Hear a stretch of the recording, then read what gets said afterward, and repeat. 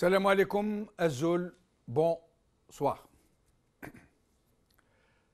Lorsque les sociétés sont traversées par des conflits idéologiques qui deviennent latents, parce qu'aucune des deux parties principales qui s'y affrontent n'a pris le dessus de façon définitive, alors il suffit que des circonstances ou d'autres surgissent pour raviver la controverse, pour attiser les vieilles rancœurs.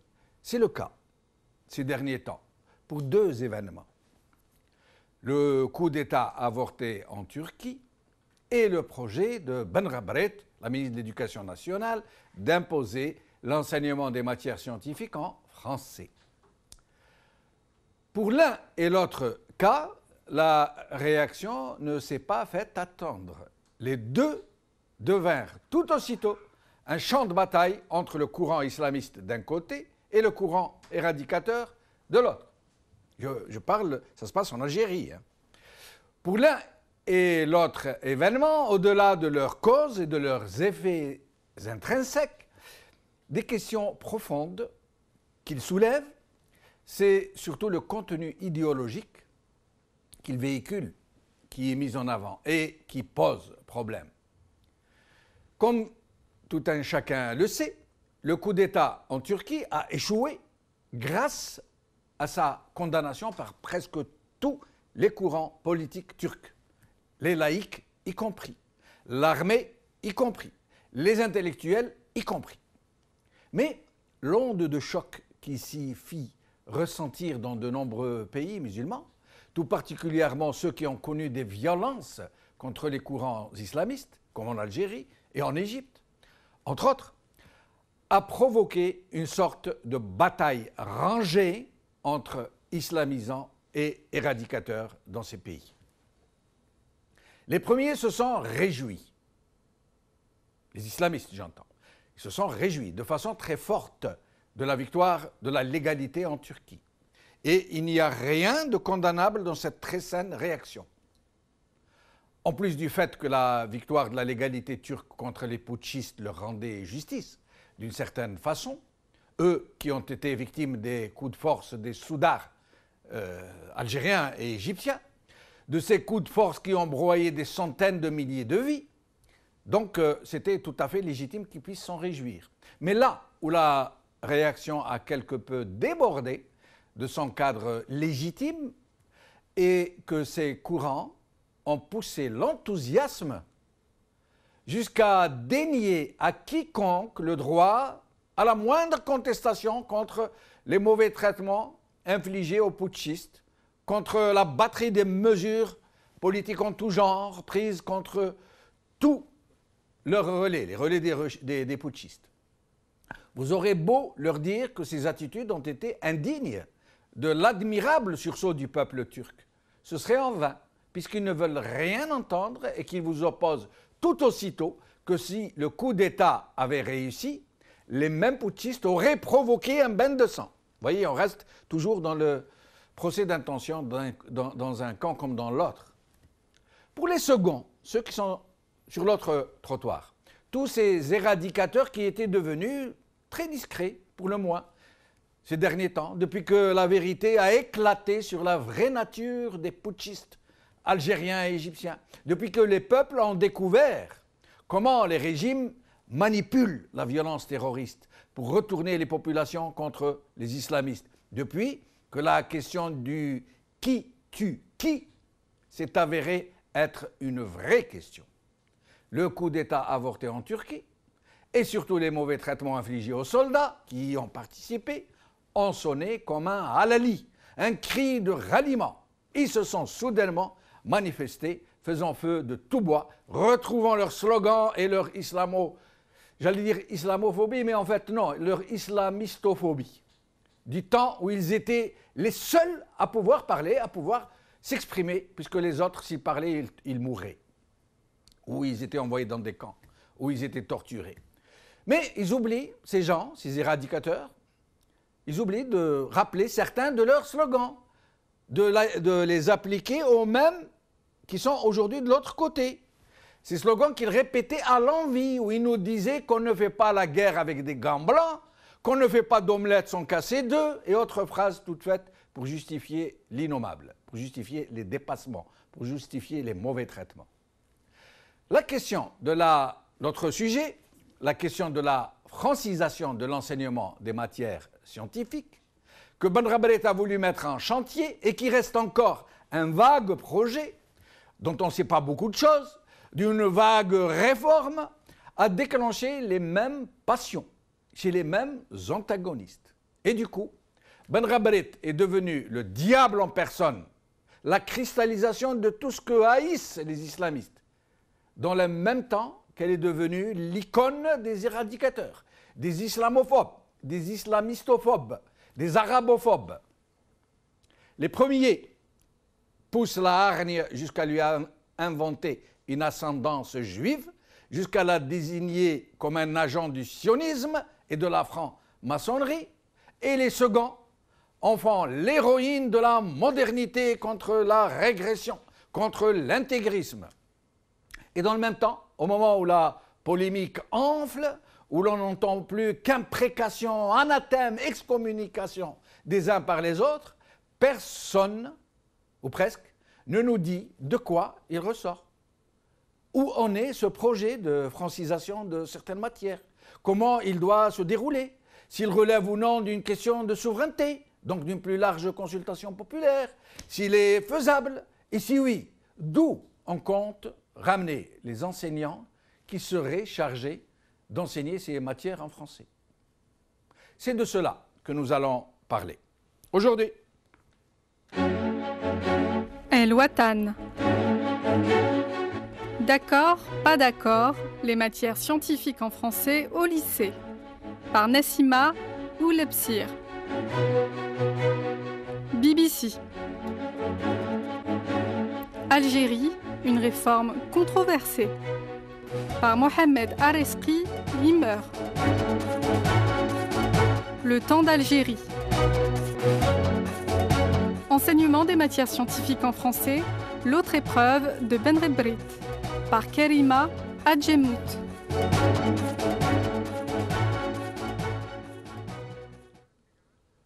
Aujourd'hui, avec nous pour en parler, par ordre alphabétique, Faisal Mattawi, journaliste, Montassar Oubatron, journaliste et chercheur en histoire, Hassan Sarni, membre du bureau de l'Union nationale des personnels de l'éducation et de la formation. Faisal Mattawi, merci d'être avec nous. Merci Jamal, bonsoir. Bonsoir. Alors, Faisal, en fait, tout le monde parle de cette histoire de Ben Rabret, de ce projet de réforme, de l'introduction de l'enseignement des matières scientifiques, comme on dit en français, plutôt qu'en arabe. Mais il semble qu'on n'en sache pas plus. Il n'y a pas de vrais détails qui circulent. Est-ce que vous-même avez quelques informations à nous donner sur cette question ? Oui, Jamal, il y a une opacité claire maintenant sur ce projet de réforme ou dit de réforme de l'école. Rappelez-vous, Jamal, l'année passée, à la même période pratiquement, juillet-août, on parlait de la réforme et rappelez-vous, à cette même date pratiquement, il y a eu la grande réunion des assises de l'éducation avec la présence d'experts, d'enseignants, de chercheurs, de syndicalistes, etc. Cette réunion est sortie avec une plateforme de réforme qui n'a pas été publiée. On ne sait pas les détails de cette plateforme. Une année après, on en est presque au même débat. On en est presque en train de parler de la même chose. À l'époque, c'est vrai qu'il y avait la polémique sur l'introduction des dialectes dans l'école d'Al-Ijaf el-Madrasa. Maintenant, on est passé à un autre stade. C'est la francisation de l'enseignement des matières scientifiques. C'est-à-dire qu'on est en train de revenir en arrière de ce qui existait dans les années 70. Or, Mme Ben Rabret est en train de, pour éviter la polémique ou pour éviter qu'il y ait un débat public sur l'école, introduit ces réformes, peut-être loin de tout regard, loin de tout questionnement, loin de tout débat public, y compris avec le Parlement, ce qui pose réellement des questions. Quelles sont les intentions? Est-ce que l'intention de Mme Ben Rabret est effectivement de moderniser l'école, de se mettre aux standards internationaux, d'autant plus que les universités algériennes sont parmi les plus mauvaises au monde, vu des classements qui sont faits d'une manière périodique, ou est-ce que l'attention est idéologique? Parce que l'école algérienne a toujours été, et pendant très longtemps, un stade d'affrontement idéologique entre plusieurs courants.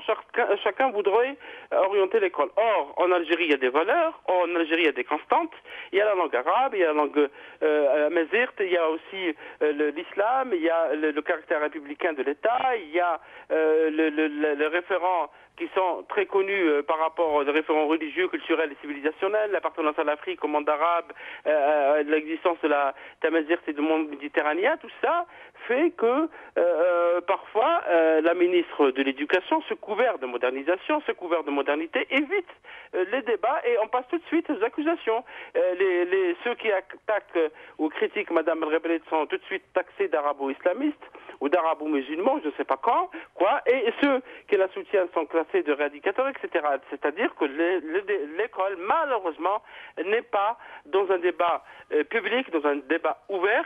Et le plus curieux, c'est que la francisation de la langue des matières scientifiques se fait à l'école, alors que les enseignants qui sont à l'école, ils sont tous pratiquement été formés en arabe. Comment ils vont faire pour s'adapter à cette langue et pourquoi introduire le français dans les matières scientifiques? En France, il y a beaucoup d'écoles, y compris dans un échelon supérieur, sont en train d'enseigner les matières scientifiques en anglais.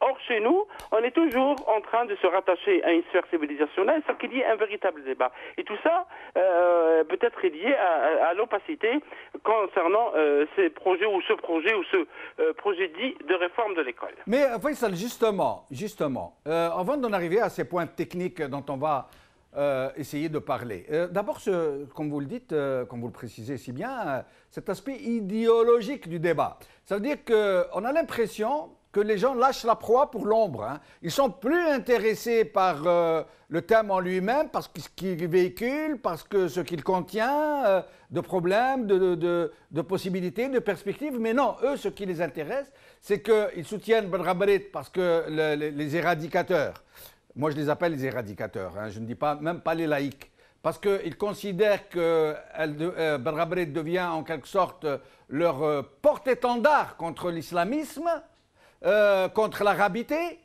et de l'autre côté, certains islamistes en font le diable en personne, parce qu'ils considèrent, au-delà du sujet en lui-même, ou du programme, ou de la réforme en elle-même, que Ben Rabrit représente tout ce qu'il y a de plus extrémiste chez les mêmes qui sont en face, quoi, que je viens de citer.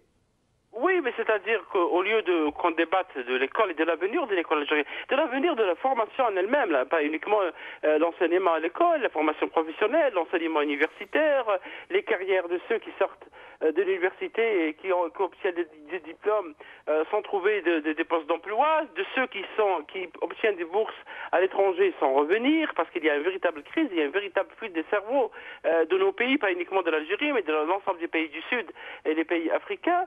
Donc, au lieu de poser la question de l'avenir de l'école dans une optique nationale, parce que l'école doit être une école algérienne, pas une école importée, nous avons déjà essayé plusieurs modèles qui n'ont pas du tout réussi. D'abord, l'échec. L'échec, par exemple, cette année, on a eu 400 000 candidats au bac qui ont échoué au bac, qui se sont retrouvés dehors. Qu'en est-il de l'avenir de ces 400 000 jeunes? Qu'est-ce qu'ils vont devenir? Est-ce qu'ils vont être dans la formation professionnelle? Est-ce qu'ils vont être dans des circuits de formation dans le secteur économique? Est-ce qu'ils vont se livrer vont être livrés à la rue? Ces débats n'existaient pas et on préfère s'orienter vers des débats idéologiques, genre tu es contre ou tu es pour, genre est-ce que Ben Rabrit est bien ou pas? Certains défendent Ben Rabrit sans savoir quel est son véritable projet, d'autres l'attaquent peut-être sans comprendre ce qu'elle fait. Tout ça fait que l'école est au cœur des débats, mais sans qu'il y ait un véritable débat de profondeur, un débat sur l'avenir de l'école algérienne, quelle place dans le monde, quelle est la place de l'enseignement en Algérie par rapport à ce qui s'est fait chez nos voisins, notamment le Maroc et la Tunisie et même l'Égypte. Qu'en est-il de l'avenir de ces jeunes qui sont formés, qui sont mal formés, qui se retrouvent parfois livrés au secteur économique sans qu'il y ait de lien entre le secteur économique et l'école, le système de formation. Donc au lieu d'aller vers ces débats, et je me pose la question, où sont les résultats des assises de l'éducation de l'année passée? Est-ce qu'ils ont été appliqués? Et pourquoi on nous annonce comme ça, de temps à autre, l'enseignement des matières scientifiques, par exemple en français, et je vois une déclaration de Mme Nolia Ben Rabrit qui dit que le français est la deuxième langue la plus parlée en Algérie, alors il était plus judicieux de recourir à cette langue plutôt qu'à l'anglais. Et pourquoi ne pas enseigner l'anglais au niveau des primaires? Pourquoi on a une peur de cette langue qui est la plus parlée au monde? Pourquoi ne pas développer la langue arabe, qui est la langue partagée par les Algériens en tant que Mazert, au lieu d'aller vers une langue qui est la langue française, qui est en phase de déclassement mondial? Lisez les rapports mondiaux sur les langues, lisez ce que disent tous les experts. C'est une langue qui est en train de perdre de vitesse. Pourquoi se rattacher à des langues qui se perdent au lieu d'aller vers les langues qui avancent? Pourquoi ne pas enseigner le chinois et d'autres langues? Donc tout ça fait que Mme Rebreit et ceux qui l'entourent ont imposé un débat à l'école algérienne sur qu'il y ait de véritables échanges avec les experts, avec les syndicats, avec tous ceux qui interviennent dans le champ de l'éducation. Restez avec nous, Faisal. Nous allons poser la question à Montassar Obtron, que je remercie d'être avec nous. Montassar. Bonsoir. Bonsoir, Montassar. Alors, Montassar, qu'est-ce qui fait, comme vient de le souligner Faisal, qu'est-ce qui fait que, plutôt que d'être pris à bras-le-corps par la société civile, par les intellectuels de ce pays, par l'université, par les enseignants, par les syndicats, par les parents d'élèves, qu'est-ce qui fait que cette question tourne pas au débat, au conflit idéologique, à l'échauffourée idéologique? Est-ce parce que les extrémistes de part et d'autre ont une grande capacité de prise en otage de la société tout entière pour l'entraîner dans ces situations, ou est-ce parce que la société civile est juste absente et qu'elle n'a plus la capacité de réagir par elle-même? À mon avis, d'abord, je veux souligner que l'école, depuis l'école normale, Jules Ferry, etc., a toujours été un espace d'affrontement, justement, de projets idéologiques.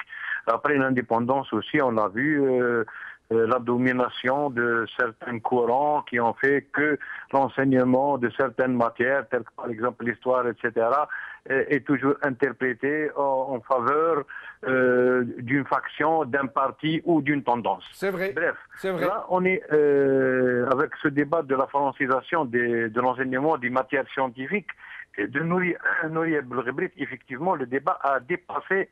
D'abord, il avait commencé avant, avec cette histoire de juifs, son grand-père Abdullah Belghebrit. Il y a des choses vraies, il y a des choses qui sont moins vraies. Mais il y a une chose, c'est-à-dire il y a un levier de bouclier avec Belghebrit, justement, parce qu'elle est connue, elle était dans le CRAS, elle activait dans une mouvance politique. Mais Montassar, excusez-moi de vous interrompre, je vais vous laisser poursuivre ce que vous disiez. Juste une petite remarque. Moi, je trouve personnellement que ces attaques contre Belghebrit, qui une fois disent que ses ancêtres sont juifs, qu'une autre fois que non, c'est les ancêtres de son mari sont juifs. Moi, je trouve ces attaques totalement indignes d'un côté.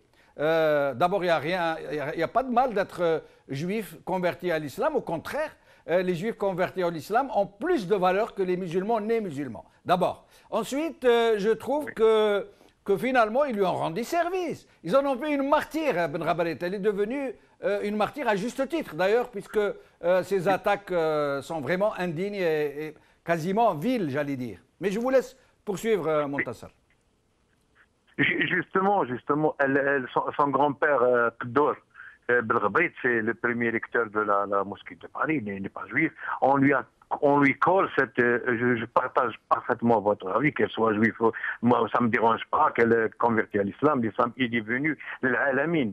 Pas pour et même des juifs, ils ont droit, et c'est encore un bonheur qu'un juif se convertisse à l'islam, de mon point de vue. Donc ça pose pas de problème. Mais pour le cas de Belghebrit, je ne sais pas s'il est vraiment son grand-père. Qdor Belghebrit, il a été au Maroc, il est né à Belabbas, il a été conseiller du roi, etc. On connaît l'histoire jusqu'à 1926 avec la création de la mosquée de Paris. Bon, c'est un musulman bilingue, il n'y a pas de problème. Mais c'est-à-dire on lui prête une compétence qui la dépasse. Belghebrit n'est pas une lumière. Au niveau du CRAS, elle n'a pas brillé pour ses connaissances dans le un domaine aussi complexe et aussi sensible que la pédagogie et l'éducation. Donc peut-être son mari, Ramaoun Hassan, qui est un sociologue spécialisé dans la pédagogie, etc. Mais elle, bon. Mais maintenant, parce que justement on la défend idéologiquement, on veut en faire une connaisseuse, une spécialiste. Bon, pour moi, que dalle. Maintenant, aujourd'hui, elle essaye de rectifier le tir. Cette question de francisation, elle a dit que, exactement, je suis en train de lire à ce sujet, elle a dit que, bon, l'enseignement en langue arabe sera maintenu, mais que la terminologie scientifique qui est fondamentale sera désormais introduite en langue française et en anglais dans les manuels scolaires et les glossaires qui seront mis à la disposition des élèves. C'est ce qu'elle a déclaré aujourd'hui à Tizi Ouzou. Bon, cette tendance à la francisation n'est pas le propre à Belgrade. Il y a un courant, on le sait, effectivement. Il y a en Algérie, on doit reconnaître qu'il y a un courant arabophobe. Et ce courant a existé aussi historiquement. Il n'est pas né de l'indépendance de l'Algérie. On sait que ce courant, il a existé un temps. C'était un courant qui proposait carrément des idées. Je peux citer un certain avocat, Bazizen, les années 30 qui avait carrément une théorie qui disait que justement l'Algérie est sous-développée, il n'arrive pas à avancer, il y a deux grands obstacles, l'un c'est la langue arabe, le deux c'est l'islam, donc il faut il faut accréditer le français et accréditer le christianisme, comme ça on les prendra comme deux outils pour le développement. C'était une théorie qui a existé. Maintenant, elle ne s'exprime pas, c'est-à-dire d'une manière franche comme à l'époque, mais dans les cercles, dans les réseaux sociaux, je suis en train de lire, il y a quand même des tendances assez graves d'arabophobie, d'amazighophobie, je peux dire sur ces questions-là. Maintenant, si on revient, moi-même, je suis né en 1963, je fais partie de ce qu'on appelle les premières promotions touchées par l'arabisation. On a enseigné, et pour moi, j'ai assisté aux anciens débats des années 70, arabophones, francophones. Bon, ces gens, je comprends. Il y a des gens, effectivement, qui ont étudié en français, qui ne connaissent pas l'arabe, ça pose un problème. Mais pour ma génération, je parle de ma génération de 1963 à aujourd'hui, celui qui ne maîtrise pas le français, c'est qui doit être un âne, parce que c'est une matière qu'on étudie depuis le C1 jusqu'au terminal et à l'université, même si elle ne fait pas partie des programmes, elle est en terminologie. Alors comment se fait-il qu'en étudiant plus de 15 ans une langue et on ne la maîtrise pas? Et ceux qui ne connaissent pas, ils ne maîtrisent pas l'arabe aussi, c'est des ânes. Parce que c'est une langue qu'on a étudiée. Mais je reviendrai à vous dans un moment, Montassar, pour vous demander de nous expliquer. Attendez, j'ai noté pour ne pas oublier, parce que j'ai tendance à devenir un peu Alzheimer ces derniers temps.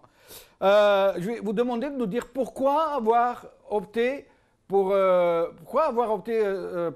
français, pour l'enseignement de ces matières, alors que, à ma connaissance, l'arabe dispose parfaitement des capacités intrinsèques pour enseigner ces matières, puisque ce sont les Arabes et dans la langue arabe que ces matières, quand elles n'ont pas vu le jour, qu'elles ont été déterrées de l'Antiquité pour être développées, pour être enrichies, pour être portées au pinacle de la science, justement, et pour être copiées par l'Occident qui les a traduits, je rappelle, de l'arabe vers le latin et vers les autres langues. Mais je reviens à vous dans un instant, Montassar.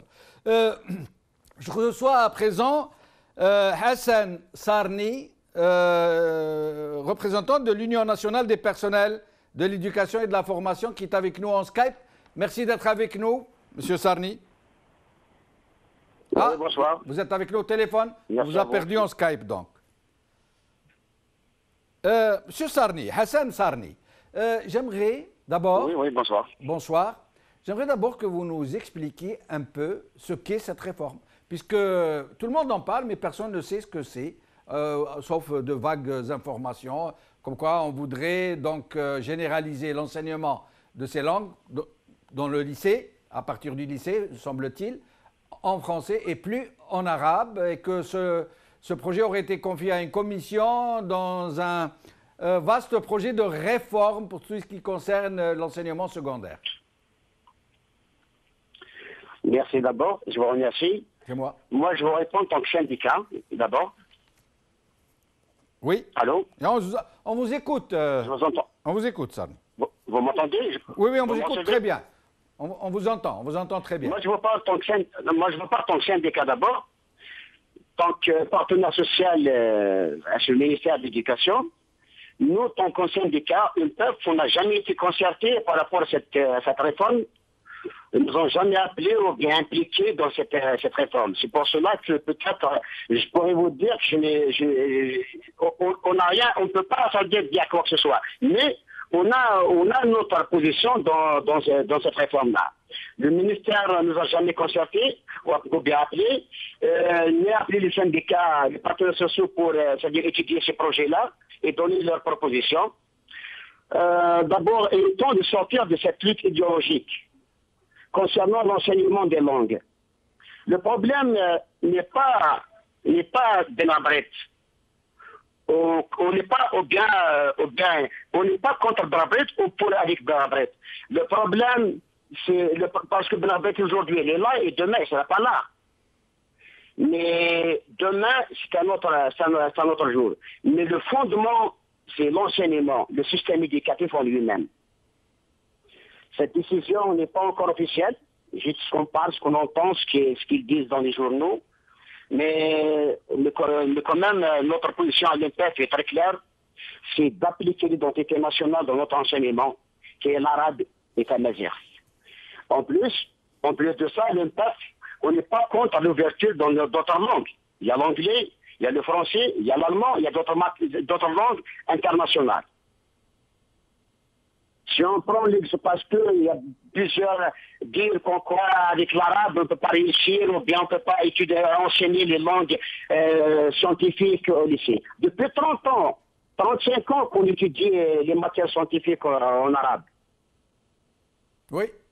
On a acquis nous avons un héritage linguistique assez riche et ne pas faire un tourisme dans notre enseignement. Depuis des années, nous avons un enseignement dont le chemin est tracé. Et nous ne pouvons plus dévier vers d'autres chemins qui peuvent nous mener loin de notre identité. Mais le problème, Hassan Sarni, le problème est qu'aujourd'hui, oui, nous savons que la campagne d'arabisation, Ta'arib el-Mouhit, Ta'arib el-Jawhar, etc., a été très mal menée, très mal faite, très mal dirigée, qu'on en a payé le prix très lourd, puisqu'on a formé des gens qui sont très sous-qualifiés. Et aujourd'hui, il semble qu'en voulant réparer, on veuille aussi très mal conduire une autre réforme, puisque vous dites vous-même qui êtes dans le syndicat des enseignants, un syndicat d'enseignants, que vous n'avez même pas été consulté. Et justement, j'aimerais savoir qui a été consulté. Qui a été consulté pour ce projet d'envergure? Moi, je ne peux pas rentrer dans les détails, monsieur, mais tant que partenaire social dans l'éducation, tant que partenaire social, un vrai partenaire social, on est un syndicat de l'éducation. Normalement, avant de prendre n'importe quelle décision, ils doivent d'abord concerter les syndicats, concerter les partenaires sociaux. Malheureusement, on n'a pas été concernés, ils ne nous ont pas appliqués dans ce projet-là. Alors cette question, je pense qu'il faut la reposer au ministère de l'Éducation. Pourquoi ils n'ont pas fait participer les syndicats dans ce projet-là? Est-ce que vous avez des détails sur le projet en lui-même, sur les propositions de la ministre? Est-ce que vous avez des détails? On n'a aucun détail, ils nous ont rien remis, ils nous ont rien donné, monsieur. C'est incroyable, à ce point. Ils ont fait tout seuls, ils ne nous ont même pas impliqués, ils ne nous ont même pas concertés, ils ne nous ont même pas demandé, on peut appeler à participer dans ce projet-là. Mais on a notre position, on a notre point de vue. Quelle est votre position? Quelle est votre position officielle? Je rappelle que vous êtes le porte-parole, je crois, ou le chargé de la communication de votre... Notre position officielle, monsieur, je l'ai dit, je le redis. Notre position, c'est d'appliquer l'identité nationale dans notre enseignement, et l'arabe et l'amazigh. Et sans négliger d'autres matières langues internationales comme l'anglais, le français, l'allemand et d'autres langues. Voilà notre position à l'INPEF. Alors, j'aimerais vous poser une question très pratique, très terre-à-terre. À supposer que ce projet va passer sans problème, qu'il va être sortis de ce bourbier idéologique pour qu'on puisse en parler. Supposons, imaginons qu'ils puissent être acceptés, adoptés, qu'on aille vers l'enseignement des matières scientifiques au lycée en langue française. Imaginons que ça se passe. Est-ce que votre corps, le corps des enseignants, dispose de suffisamment d'enseignants pour pouvoir mener à bien ce projet, disons, pour ne pas dire cette aventure? Oui, je comprends. Pratiquement, il n'y en a pas. En langue française elle-même, il y a un manque d'enseignants. Que dirige des matières scientifiques, maths, sciences et physique? Alors déjà, vous dites en français, dans l'enseignement de la langue française, ils n'ont pas suffisamment d'enseignants. C'est ce que vous nous dites? Il y a un manque d'enseignants, oui, et pratiquement, il n'y en a pas. En langue française. Déjà, en langue française, elle-même, il y a un manque d'enseignants dans notre secteur. Et les enseignants actuels qui dispensent l'enseignement des matières scientifiques en ce moment, les enseignants en physique, en chimie, en mathématiques, en sciences naturelles, est-ce qu'ils ont une formation en arabe ou en français? La majorité, ils ont une formation en arabe, parce que les anciens enseignants qui ont fait l'ancienne école sont presque, tout le monde presque en retraite, 95% sont en retraite. Maintenant, les nouveaux enseignants qui sont sur place, actuellement, 95%, ils ont tous leur diplôme en arabe.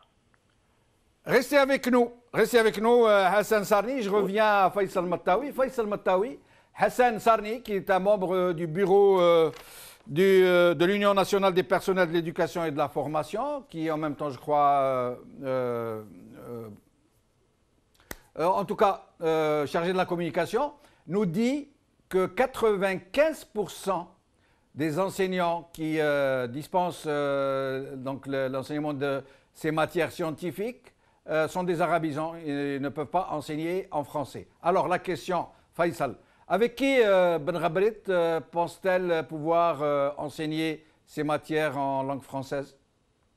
Oui, effectivement, c'est une grande question, c'est une immense question même, surtout que cela est posé même pas un mois et quelques jours avant la rentrée. La rentrée scolaire est prévue pour le 4 septembre, on ne sait pas si cette décision sera appliquée cette année, puisque visiblement cela va passer devant le Conseil du gouvernement. C'est insensé, parce que si on va obliger les enseignants des matières scientifiques, et vous comprenez que les matières scientifiques, ça demande une formation, ça demande de la concentration, ça demande beaucoup de précision, comme les mathématiques, la physique, la chimie, même la technologie. On bascule d'une langue à une autre, ça veut dire qu'on veut détruire une grande partie de cet enseignement. Comment les élèves vont s'adapter, eux, pour qui la langue française n'est pas une langue mère, c'est la langue arabe ou tamazirt, et comment les enseignants vont s'adapter. Je ne sais pas qui a soufflé l'idée au département de l'éducation, mais visiblement cette décision, si elle sera mise en application, c'est la destruction, une grande partie de l'enseignement technique et scientifique en Algérie, et cela sert qui? Quel intérêt? D'autant plus que maintenant la course entre les nations, entre les pays, c'est les sciences, c'est la recherche scientifique, c'est la technologie, et si on ouvre le débat sur la recherche scientifique en Algérie, ce sera vraiment un autre débat, puisque le budget qui est orienté vers cette discipline est très faible, et beaucoup de ceux qui sont formés en Algérie dans les universités techniques partent poursuivre leur étude pour rester dans des pays européens et en Amérique du Nord. Donc je pense que c'est une décision d'une extrême gravité si elle sera appliquée, parce que pour l'instant ce n'est qu'un projet, rien n'est encore décidé, et il faudrait que Mme Benrabrit, avec tout le respect qu'on lui doit peut-être s'expliquer auprès de l'opinion publique, ouvrir un débat national sur ça, parce que l'école c'est l'avenir de plusieurs générations, pas la génération actuelle, et il faut aussi impliquer en plus des syndicats et en plus des experts, parce qu'il faut qu'on écoute tous les experts, pas ceux qui applaudissent les mesures du ministère de l'Éducation, et impliquer les associations de parents d'élèves. Il ne faut pas que les parents d'élèves restent bras croisés. C'est une période de vacances, les gens sont peut-être à l'étranger ou ailleurs, ou en Algérie. Il faudrait qu'on s'intéresse à cela, puisque vous remarquez, Jamel, que les décisions les plus pointues, les plus intéressantes sont annoncées en période d'été. C'est une période creuse, c'est une période où les gens ne font pas attention. Donc il ne faut pas que les gens oublient que l'école c'est l'avenir de leur enfant, l'école c'est l'avenir de la nation. Et Mme Benrabrit, comme je le dis, doit expliquer qu'est-ce qu'elle veut à travers ce qu'elle appelle la réforme. Mais Faisal, justement, vous me faites penser que on est tenté de se poser des questions, pour le moins on se dit, Ben Rabaret ne peut pas savoir, elle ne peut pas, c'est la ministre, elle ne peut pas savoir qu'elle n'a pas suffisamment d'enseignants pour enseigner ces matières en langue française, puisque un représentant de syndicat nous dit aujourd'hui que 95% du corps enseignant ne maîtrise pas la langue française, il ne peut pas enseigner dans cette langue. Qui m'empêche de penser que Ben Rabaret sait parfaitement, et elle doit savoir un peu plus que tout le monde, que les élèves qui vont recevoir cet enseignement en français ne sont pas en mesure de pouvoir l'assimiler, puisqu'ils n'ont pas de base en français. Et ensuite, je me dis aussi, puisque vous m'y faites penser, pourquoi Ben Rabaret lance un tel pavé dans la mare en plein été, à un moment où personne ne peut en débattre. Donc, qu'est-ce qui m'empêche, moi, ou des gens comme moi, de se poser la question et de dire qu'est-ce qui agite Ben Rabaret? Est-ce que vraiment elle a ce projet en tête ou cherche-t-elle à obtenir autre chose, à provoquer autre chose? Oui, c'est une question qui est légitime, Jamel, parce que l'école est un terrain important, pour tout, parce que ce qui se passe dans le monde, il ne faut pas qu'on soit isolé de ce qui se passe dans le monde, comment les systèmes d'enseignement sont pris en charge, comment on forme des générations, comment on formate parfois dans certaines écoles la pensée, y compris dans les écoles de sciences politiques européennes, certaines écoles, pas toutes, et comment on oriente aussi les générations vers des disciplines aux dépens d'autres. En Algérie, vous aurez remarqué que l'enseignement de la philosophie, des mathématiques, de l'histoire et de l'anthropologie, c'est des disciplines qui sont mises de côté presque, autant que la sociologie. Les sciences humaines sont souvent combattues au niveau de l'université et même au niveau plus bas, c'est-à-dire à partir du secondaire. Le débat sur l'école n'est pas un débat qui concerne Mme Ben Rabaret seule, ce n'est pas un débat qui concerne uniquement le ministère de l'Éducation, ce n'est pas un débat qui concerne les experts de l'éducation liés à ce ministère, c'est un débat qui doit concerner toute la société. Et ces mesures, s'ils seront appliquées, je pense qu'elles seraient des mesures dangereuses. Parce que nous devons renforcer l'enseignement technique et scientifique, et même, notamment les mathématiques et des disciplines qui sont importantes pour la construction d'une nation, et construction d'une économie, construction d'un modèle de technologie industrielle. C'est un débat qui est important, ce n'est pas un débat secondaire, je le dis, je le répète.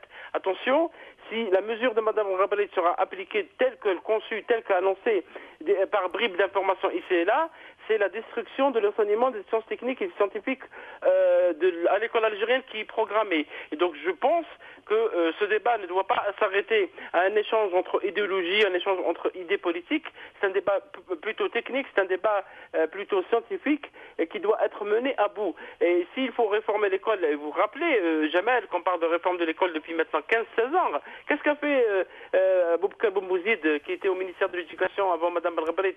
Est-ce que la réforme qu'il a tant développée, tant chantée, a donné des résultats? On se retrouve maintenant avec 400 000 candidats du bac qui sont dans la rue. On se retrouve également avec beaucoup de déperditions scolaires. On se retrouve avec des écoles. Dans le sud algérien, il n'y a toujours pas d'enseignants, ni langue arabe, ni langue française, ni philosophie. Curieusement, il y a certaines matières qui ne sont pas enseignées. On se retrouve avec des enseignants qui sont aussi parfois mal formés. Et on se retrouve avec des élèves qui ne maîtrisent ni la langue arabe, ni la langue française, ni la langue anglaise, ni les mathématiques, ni les sciences scientifiques, avec une école qui a détruit l'esprit de synthèse, avec une école qui a détruit l'esprit critique. Donc j'ai peur de croire qu'il y a tout un projet derrière ces réformes ou ces réformettes qui créent plus de confusion, qui ne libèrent l'école algérienne des carcans de l'archaïsme.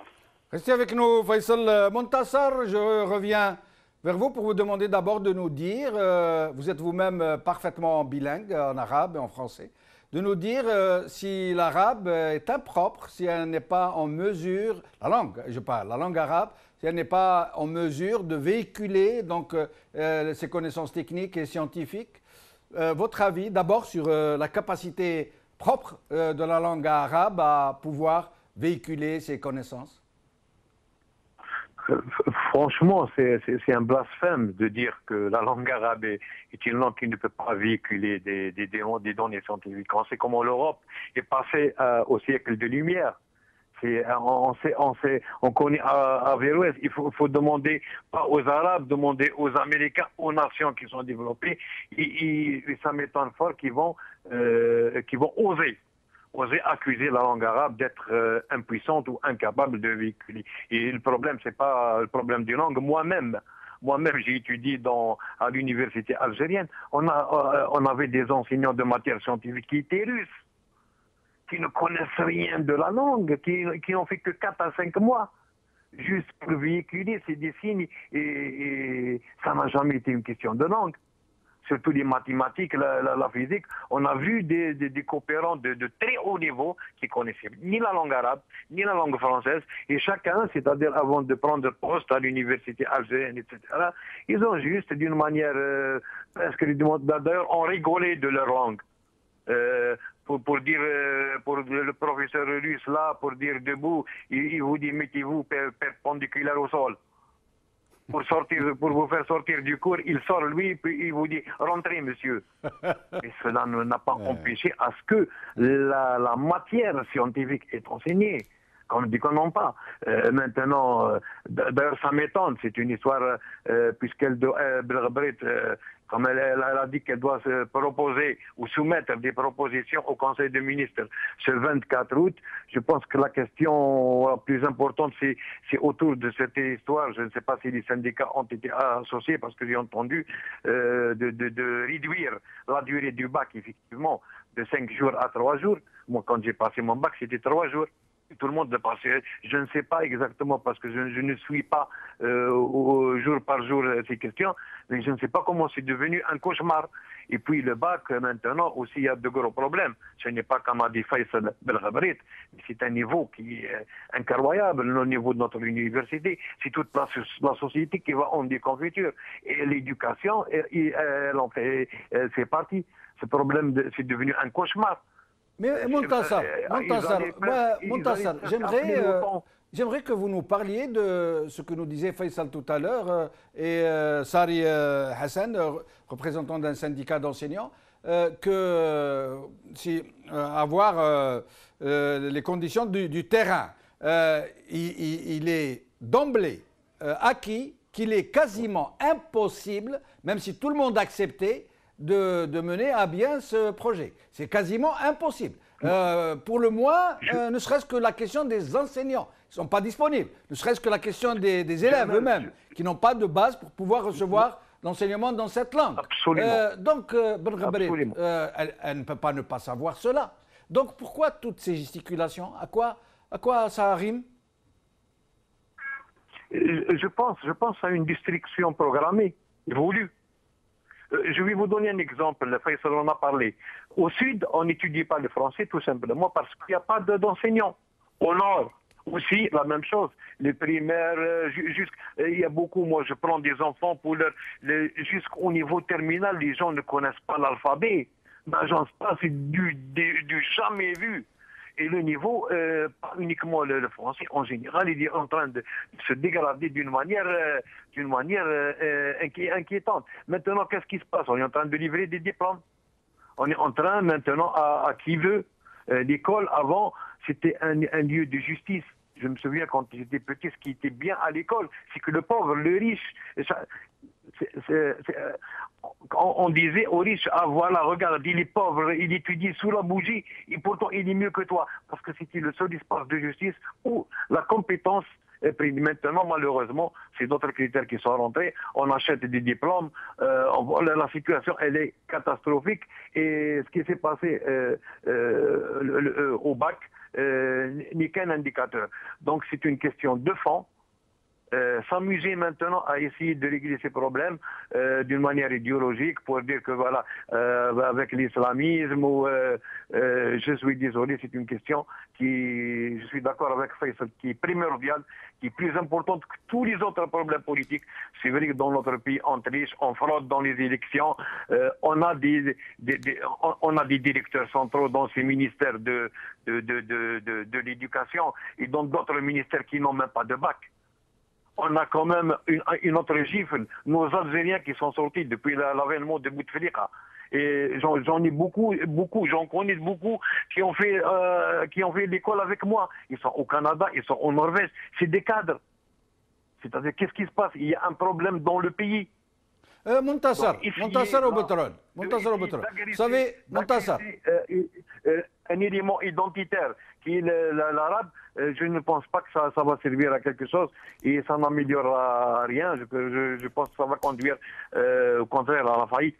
Montassar, il y a en gestion de l'entreprise, il y a un critère d'observation qui permet de détecter l'incompétence chez les agents, chez les subordonnés. Je parle des gestionnaires généralement pour détecter l'incompétence des subordonnés. Il y a quelque chose qui est imparable, qui ne rate jamais. C'est quand vous voyez un employé ne pas faire son travail et aller vers autre chose que son travail. Et beaucoup en faire, trop en faire beaucoup de mouvements. En fait, c'est pour oublier qu'il ne fait pas son travail. Donc là, moi, je ne peux pas m'empêcher de me dire comment, dans un secteur totalement sinistré, l'école primaire, l'école secondaire, l'université, qui sont classés parmi les plus bas du monde. Je parle des niveaux. Ce sont les niveaux parmi les plus bas du monde. C'est un secret de polichinelle. L'université algérienne, par exemple, est considérée comme étant en dessous de la Somalie, qui est en guerre civile, qui est en déshérence. Comment expliquez-vous que devant une telle catastrophe, un tel désastre, la ministre préfère créer des problèmes de ce genre, dont elle sait très bien que ces projets n'aboutiront jamais, qu'ils sont dans l'impraticabilité la plus totale, et laisser de côté les vrais problèmes qui sont un problème d'une gravité extrême au niveau de l'école primaire, au niveau du lycée, au niveau de l'université. Comment expliquez-vous cette fuite en avant, si je peux dire? Je crois que c'est pernicieux.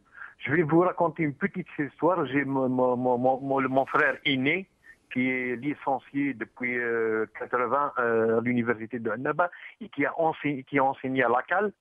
Il est né en 1960. J'apprends qu'il est sorti en retraite anticipée depuis maintenant 4 ans. Écoutez bien. Alors, quand je suis allé sur Eid, j'ai demandé aux autres, il m'a dit tous les gens de sa génération, et même ceux qui sont nés jusqu'en 1964, sont sortis en retraite avant 50 ans. Sachant que ces gens, ils ont cumulé une expérience importante. Normalement, si j'étais ministre, je m'inquiète quand j'ai un élément qui a une trentaine d'années d'enseignement et qui n'est pas dans l'âge légal de la retraite, et je l'encourage à sortir. Pour livrer quoi? Enfin, quand tous les anciens sont sortis, et maintenant on ne sait plus. Il y avait un problème il y a 3 ans à laquelle j'ai une nièce qui est génie.